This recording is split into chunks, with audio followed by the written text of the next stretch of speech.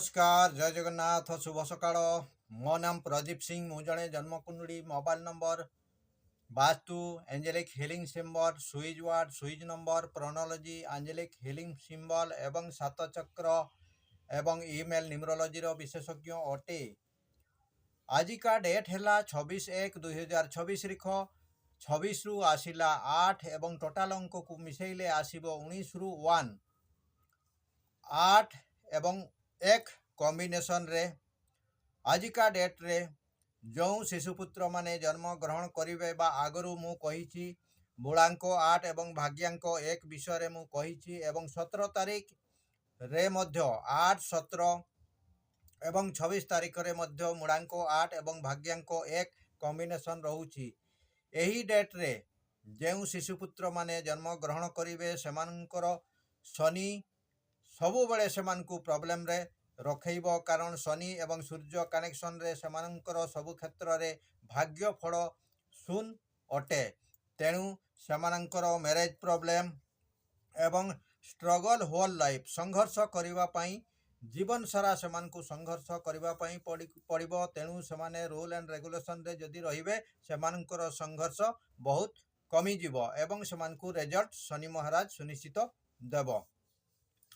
जदि ए information T आपण मानकु बहुत भल लागु थाए ताहाले गोटिए लाइक करंतु एवं मोर profile page Pradeep Singh reel photo गुडी को देखुथिले लाइक शेयर कमेंट दिल से मते सपोर्ट करंतु एवं मोर यूट्यूब चैनल अंकर खेड़ को सब्सक्राइब सुनिश्चित करंतु।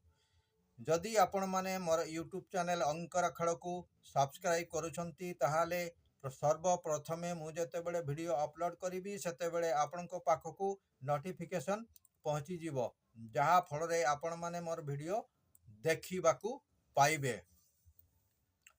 तेणु आपण माने जदि मो सहित जोड़ित हेबा पई चाहुछंती ताहाले निज जन्म कुंडली बा छुआर नामकरण किंबा मोबाइल नंबर हेउथुवा जे कोनसी प्रॉब्लम आपण माने जानि नाहंती जे मोबाइल नंबर रे आमर बहुत किछि प्रॉब्लम होउअछि एवं आगकू मध्य हब एवं निज घर वास्तु अनुसार जदि आपण माने करि नाहंती घर वास्तुर प्रॉब्लम आम निज उपरे पड़े।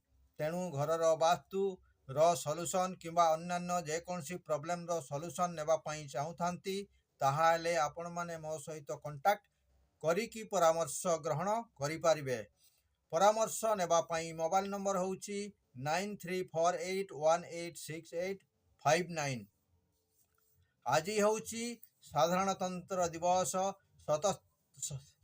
77तम साधारणतंत्र दिवस रे आपण मानकू बहुत बहुत अभिनंदन एवं शुभेच्छा एवं आपणकर समस्त मनस्कामना पूर्ण हो यह ही मोर कामना। आज पाई एतिकी पुणी देखा हबा नेक्स्ट रील्स रे रहिली। जय जगन्नाथ नमस्कार धन्यवाद।